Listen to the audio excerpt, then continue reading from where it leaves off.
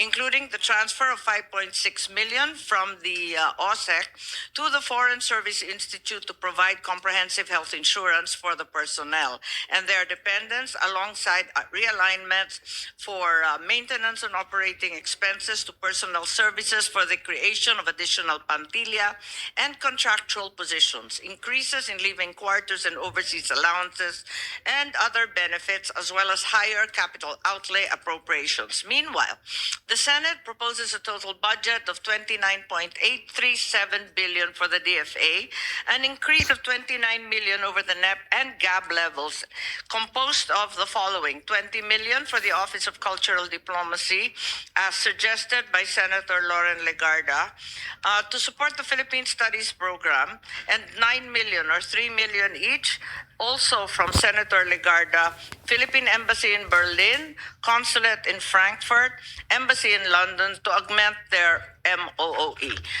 Those are the highlights of the budget of the DFA. Thank you very much. Thank you very much, Mr. President. And to ask the first to be recognized is our distinguished colleague from Pampanga and Tarlac, no other than Senator Rodante Marcoleta, Mr. President. Senator Rodante Marcoleta is recognized for his interpellation.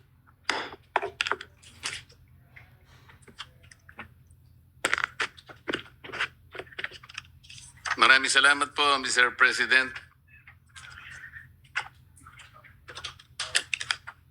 In Section 3 of Republic Act number 11983, Mr. President, fugitives from justice was defined as those who flee under the following circumstances. Number one, after conviction by a Philippine court to avoid punishment, or after being charged in a Philippine court to avoid prosecution. Did I quote the law correctly, Mr. President?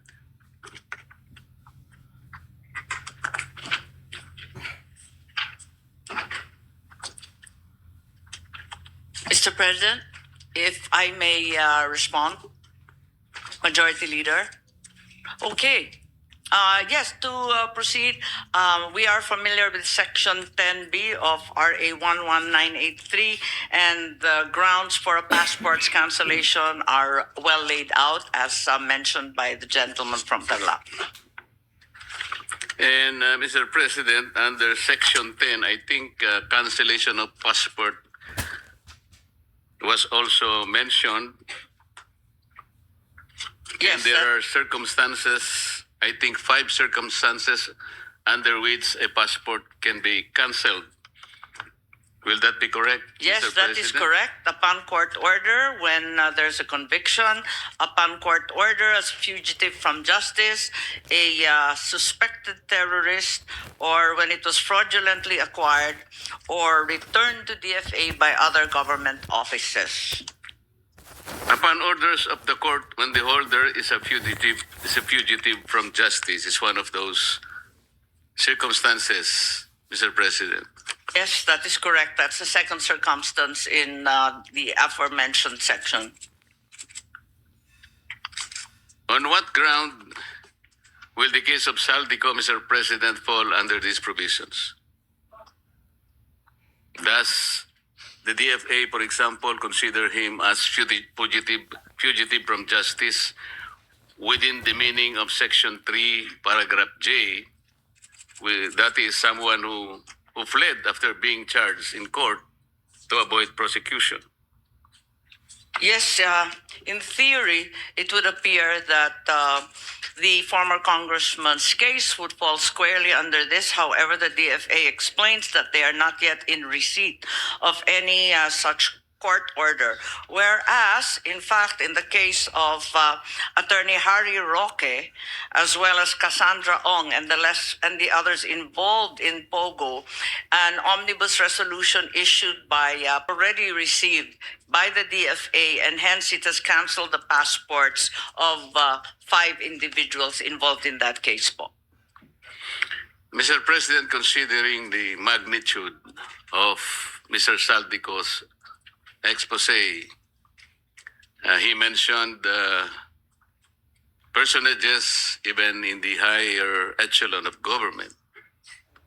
The magnitude of corruption described in his expose, which came to the country in installments, is something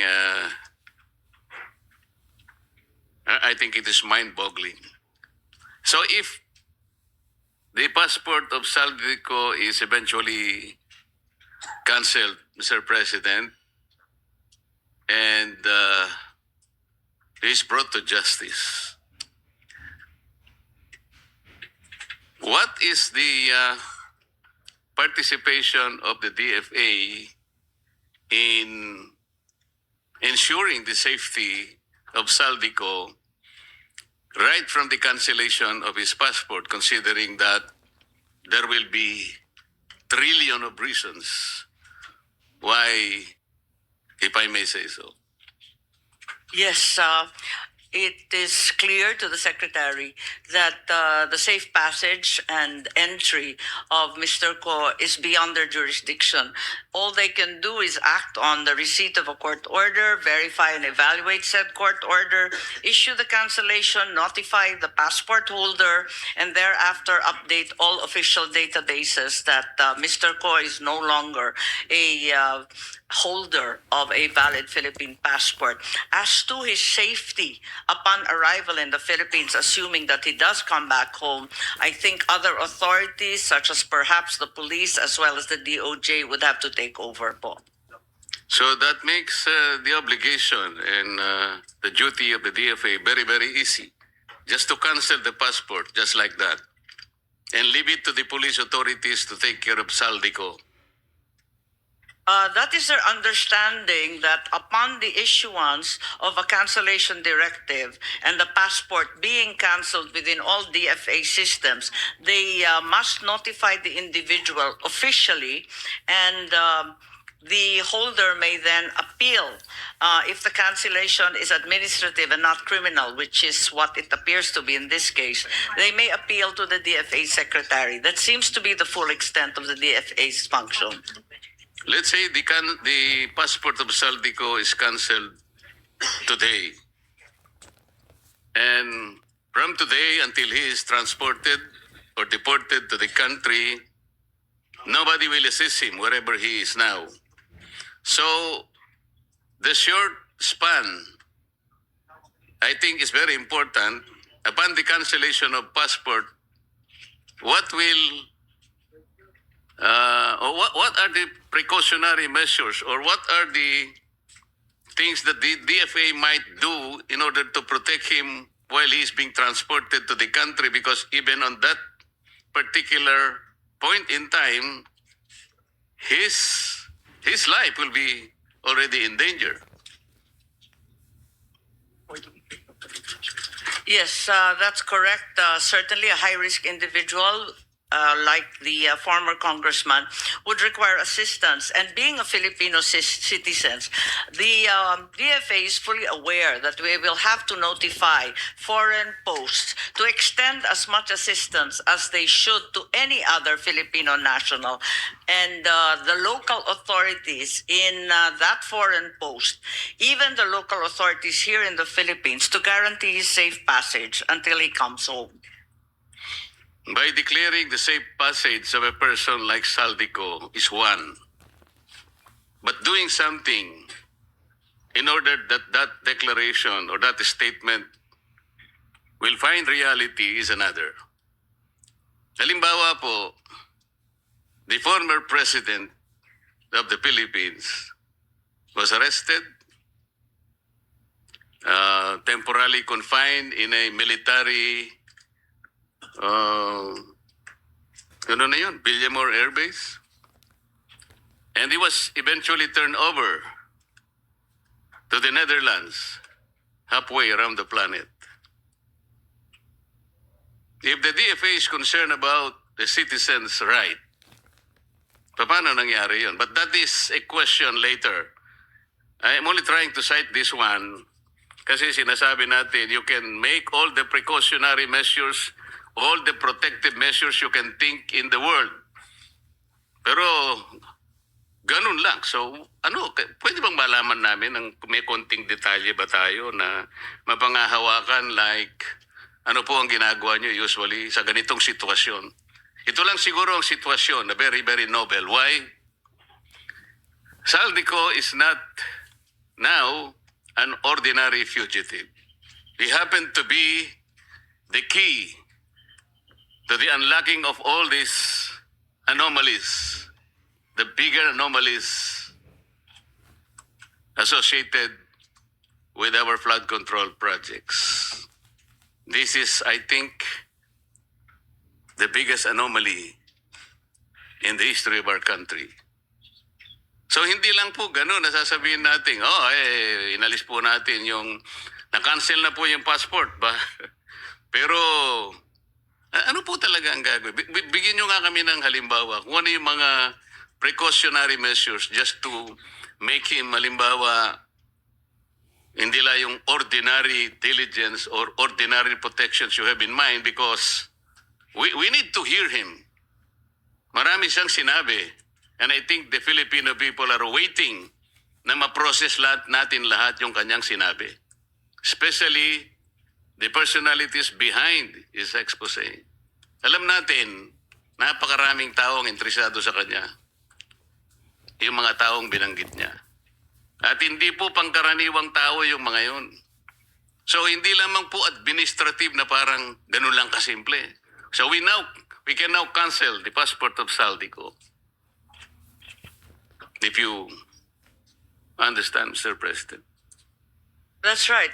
Upon cancellation, as mentioned earlier, the DFA is duty-bound to inform the holder of that passport that he no longer carries a valid document.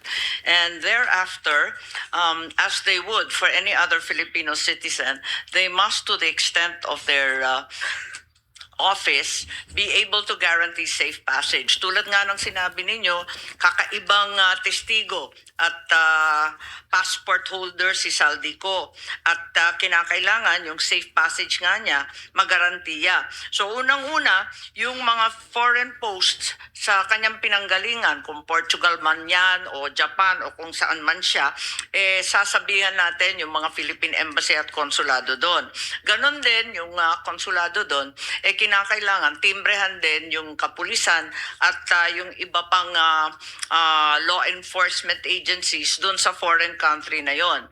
Pagkatapos noon, yung DFA aabisuhan rin sa paglapag dito sa Pilipinas. Yun ang tanging magagawa po nila. Yun na lang ang tanging magagawa nila, Mr. President. Pero yung mga kalaban, na perceived na kalaban na binanggit niya sa kanyang expose, magagawa din nila Natakutin po yung inyong mga tatawagan. O maaaring susuhulan nila yung mga opisinang pagsasabihin ninyo to protect Saldico at all cost. Tama po ba yung aking iniisip na meron din silang kakayahan? Maliwanag na higit ang kanilang kakayahan dahil mabibigat ang binitawan niya sa makapangyarihang mga tauhan at opisyal. Siguro ang maaari ring gawin ng DFA ay humingi sa mga foreign governments ng armed escorts or karagdagan na security dahil sila naman ang nandun at may kakayahan. Baka maaari rin siguro, maliban pa sa mga foreign postings natin, yung Philippine Embassy, yung konsulado, humingi na rin ng tulong dun sa mga law enforcement sa ibang dako. Kaya po ba nilang gawin yun, Mr. President? Kaya naman nilang gawin yon. Parati naman sila nakikisuyok kapag may gulo, kapag may aberya, kung may problema. At eto nga, yung issue ng fugitive, hindi ito magiging kauna-unahang pagkakataon na nasabihan yung foreign countries po. Salamat po sa inyong optimism, Mr. President. Sana po ay mangyari yun. At si Saldico ay malaya at walang kagalos-galos na makauwi sa ating bansa upang sa ganun ay maproseso ang lahat ng kanyang sasabihin at ang taong bayan po ay masatisfy sa lahat ng mga kaugnay na steps na gagawin upang sa ganun ay makamit po natin ang katarungan, maging accountable po ang lahat ng mga taong binabanggit doon sa kanyang expose. Kung yan po ay panaginip, para sa akin, sana po'y magkatotoo. At alam ko po, ang ating sponsor ay ganun din ang kanyang iniisip. Kung maaalala po ninyo, dun kay Congressman Arnie Teves, na gawan naman ng paraan ng ating DFA na maiuwi yung si Congressman dito sa Pilipinas. At hanggang ngayon, nananatili pa siya dito sa atin. Opo, pero si former Congressman Arnie Teves po ay hindi naman po nag-expose ng ganung napakalaki pong mga pangyayari na nakapagdulot po ng kalungkutan sa ating mga mamamayan. Totoo po yan at alam niyo na sang-ayon po ako sa sinasabi ninyo. Magbigay po tayo ng mas akmang halimbawa, Mr. President. Section 17 po ng ating Republic Act 9851. Ito po yung Philippine Act on Crimes Against International Humanitarian Law, Genocide, blah, blah, blah. Sa Section 17 po, Mr. President, sinasabi, the state, ang Pilipinas po, shall exercise jurisdiction over persons, whether military or civilian, suspected or accused of a crime defined and penalized in this Act, regardless of where the crime is committed, provided any one of the following conditions is met. Una, the accused is a Filipino citizen. The accused, regardless of citizenship or residence, is present in the Philippines, or the accused has committed the said crime against a Filipino citizen. Ito po yung bone of contention. In the interest of justice, the relevant Philippine authorities may dispense with investigation or prosecution of a crime punishable under this Act if another court or international tribunal is already conducting the investigation or undertaking the prosecution of such crime. Instead, the authorities may surrender or extradite suspected or accused persons in the Philippines to the appropriate international court, if any, or to another state pursuant to the applicable extradition laws and treaties.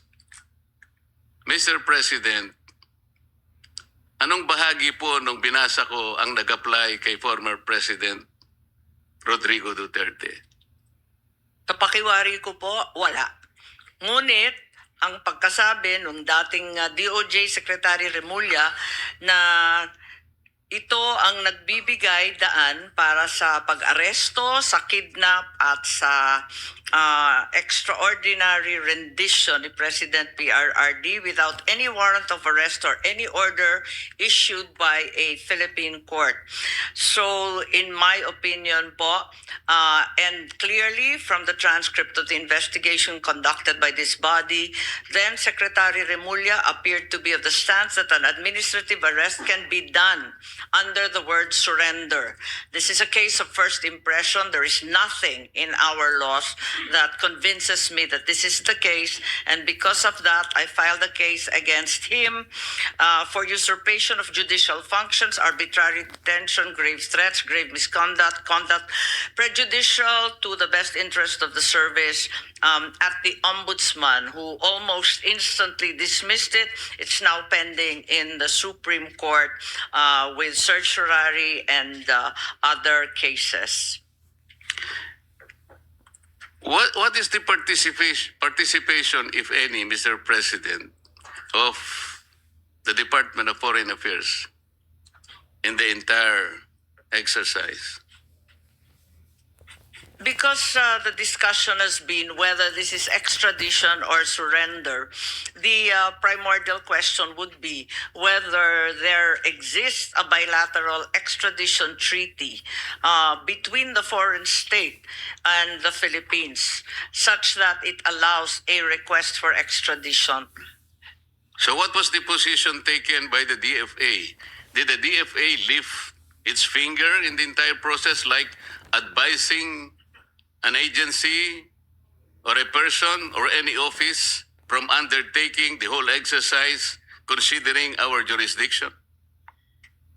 Inasmuch as to their mind there was no extradition treaty of the Philippines with both the Kingdom of Dubai as well as the Netherlands. the Netherlands, the DFA states that the ICC judicial process lies outside its mandate and does not form any part of its obligations under Philippine extradition law because the extradition request was never made.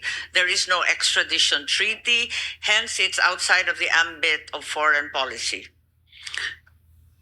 Yes, Mr. President.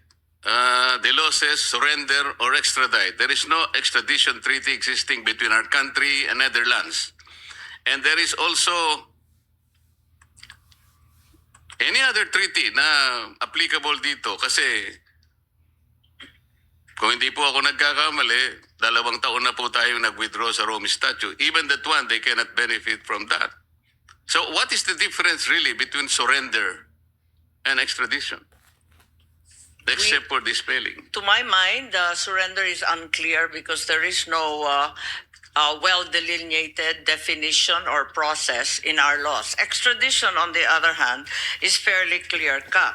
In any case, what appears to be clear is that with extradition, there should be, in all cases, a filing of a petition by the DOJ and the RTC. The RTC should issue summons and thereafter, if it sees fit, issue a warrant for the arrest of the accused. All of this did not occur. DFA further states that the ICC is not a sovereign state. Hence, any request for the surrender of a person to it will not be handled by the DFA but by the law enforcement authorities. So that appears to be the situation with the kidnapping, as it were, of former President Duterte. Mr. President, when the former president was arrested in March this year, he was arrested and detained shortly at the Villamor Air Base until he was turned over to the ICC in The Hague, Netherlands. Yun po yung nangyari. Tama po. Yes, tama po. Ang sabi po ng ating pamahalaan, we simply cooperated with the Interpol, not with the ICC. Is that correct? Yun po ang dahilan nila, pero maliwanag na yung Interpol hindi na naman nagbigay ng anumang red alert. Ang pagkakaalam ko po, although hindi naman official po na inamin, yung ICC po ay nag-issue raw ng warrant of arrest against the former president.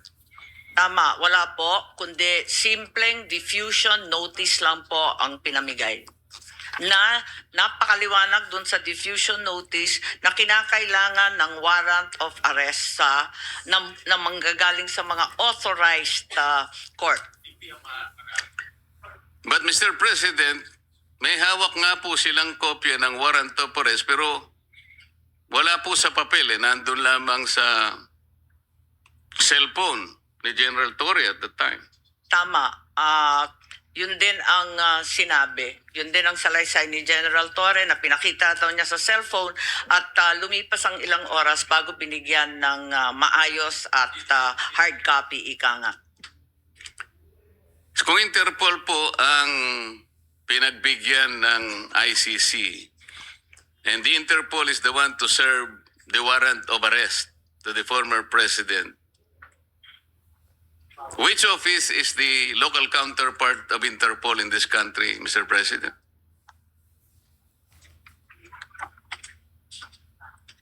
Ang ICC warrant dapat hindi enforceable po dahil maliwanag nga na yung Interpol, unang-una, nasa konstitusyon nila dun sa Section 3 or Article 3 kung naaalala kong tama, hindi dapat manghimasok o makilahok kung ang kaso ay political. At maliwanag na politika ang pinag-uusapan dito. So, yun nga ang nangyari at hanggang ngayon ay nakakulong pa rin ang dating Pangulo. Tama po kayo, Mr. President. yung diffusion kasi, ang pagkakaalam ko, it is an informal international alert circulated through Interpol channels to request cooperation from member countries. It corresponds to the notices like may color-coded pala to eh. Red, yellow, blue, black, green, purple, and orange if they must comply with Interpol's constitution rules of processing the data. Sa mga tweet, wala pong ibinigay sa Interpol na warrant of arrest, Mr. President. Tama po ba yun?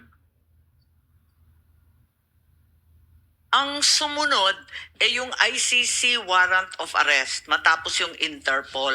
Pero- Yun ang pagkaintindi namin. Pero maliwanag na wala na tayo sa ICC. So ang pinaglalaban noon ni Solicitor General Nards Guevara, talagang walang jurisdiction ng ICC sa Pilipinas. Unang-una po kasi, kung babasahin po natin yung isa sa provision ng Rome Statute, sinasabi ron, ang isang citizen na inaresto sa Estado, meaning our country, authority. Tama po. Ang pagkakaalam ko po, pag sinabing judicial authority, korte po yon. Pero ang nangyari, Mr. President, dinala siya sa Villamor Air Base. Sa aking palagay ko po, kahit anong gawin natin, hindi po siya magiging representative ng ating judicial authority. Tama po ba yun? Tama po. At maski yung DOJ, pati yung Prosecutor Fadulion at yung iba pang nandun sa Villamor, ay hindi maaring magpanggap na sila ay korte. Hindi nga po kasi yung DOJ po, executive department po yun. Ang pagkakaalam ko po, ang judicial department po, ito po yung mga korte. Kaya malayong malayo po at hindi nila tinupad mismo yung provision ng Rome Statute. Ngayon, Mr. President,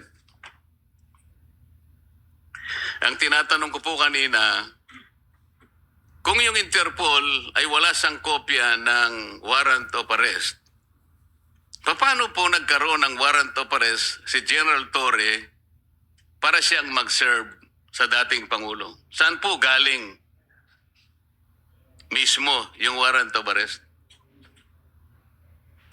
Yes, ang pagkaalala ko dun sa hearing, pinadala electronically ng ICC dun sa kanilang counterpart dito sa Pilipinas, which is the Philippine Council for Transnational Crime. Yan nga po. If the local counterpart of the Interpol is the PCTC, sila po dapat ang nag-serve ng warrant of arrest. At sila din sana ang nagbasa ng Miranda rights. Ang nangyari po, baligtad eh. Ang nag-serve po ng warrant of arrest is General Torre, siya pa yung nagbasa ng Miranda rights. So hindi po nasunod yung tuntunin mismo na binabanggit nila, Mr. President. Tama po. At nagtaka rin po kami kasi ang nakita natin, yung nandun, si General Torre, sabay nung sinasabing Special Envoy, Ambassador Lacanilaw. At siya bigla ang may hawak ng ICC warrant at siya rin ang sumama kay dating Presidente Duterte hanggang sa The Hague. Pinagtatakahan po dahil yung NCTC ay walang alam sa pag-a-appoint niya at pagbibigay ng otoridad sa kanya.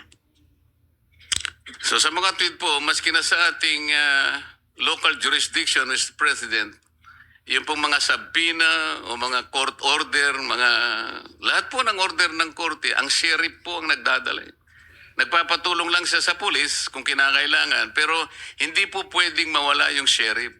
Dito po sa pangyayaring ito, yung sheriff, dapat yung executive order ay executive director ng PCTC ang nag-serve ng warrant at siyang dapat na nagbasa ng Miranda warnings. Tama po. Tama po. Lahat linabag po mula sa konstitusyon hanggang sa international law hanggang sa sariling batas ng ating bansa. Wala po bang sinabi o ginawa ang DFA, Mr. President? Alam po nila na ito'y tahasan na paglabag sa karapatan ng isang mamamayan. Huwag na nating sabihin siya'y dating Pangulo, kahit na po hindi dating Pangulo. lahat po ng mamamayang Pilipino ay saklaw ng karapatan na nasasaad sa ating saligang batas. Lalong-lalo na po yung sinasabi nating no person shall be deprived of life, liberty, and property without due process of law. Dito po, talagang walang due process eh. Nagsalita po ba o gumawa man lang ng aksyon ang DFA sa anumang kaparaanan para ito'y maipaalam natin do sa grupo ng mga tao o opisina na gumawa ng bagay na ito laban sa dating Pangulong Rodrigo Duterte? Ang tanging nagawa lamang ng DFA, pagkat sila na rin ang huling nakaalam ng mga pangyayari, yung mga welfare check nung dumating na sa detention center ng The Hague ang dating Pangulo. Dahil ang tumayong kinatawan ng DFA pati ng NCTC ay si Ambassador Lacanilao. Yung welfare check, ginawa ng DFA tulad ng ginagawa nila para sa iba't ibang kababayan natin sa ibang bansa, para sa physical, mental health, legal status, communication sa pamilya, humanitarian aid, access to counsel, at iba't iba pa. May base ito sa iba't ibang batas, pati international law at mga tratado natin. Subalit, ang alam ko, tinutulan po ito ng Duterte family, pati ng kanyang abogado, si Attorney Kaufman po.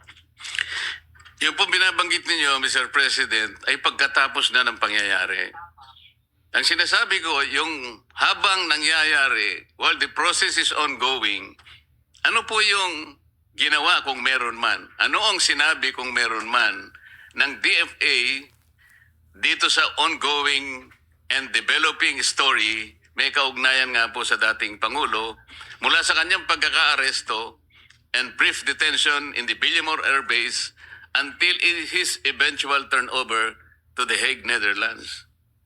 As a principal agency of government, gusto naming malaman, meron po ba kayong in-advise man lang? Meron kayong ginawa? Kung meron man,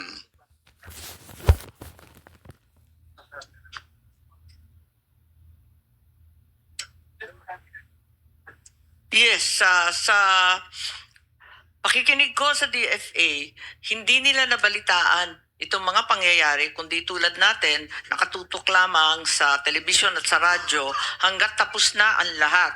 At sila ay pumasok lamang nung nandun na sa The Hague.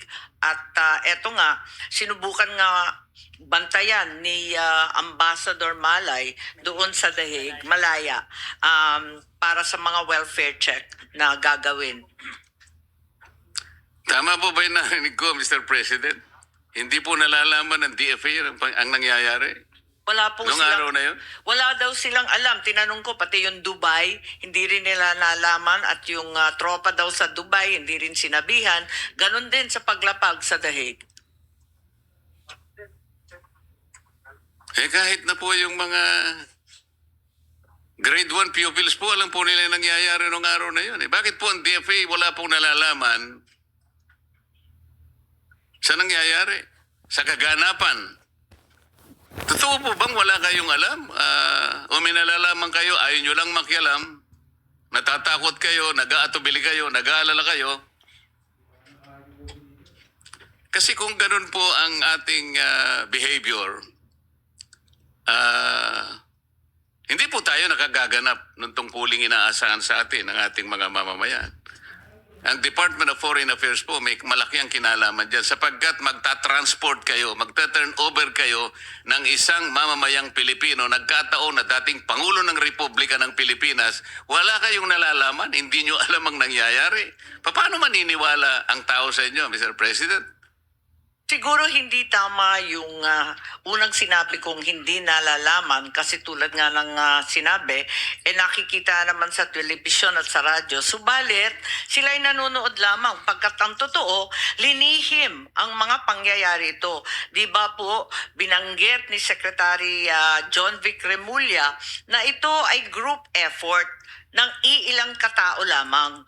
At sila-sila lang ang nag-uusap. Hindi naman na dinamay ang DFA, hindi naman sinabihan yung mga ibang dapat na nandun, yung National Transnational Council at Transnational Crime Council.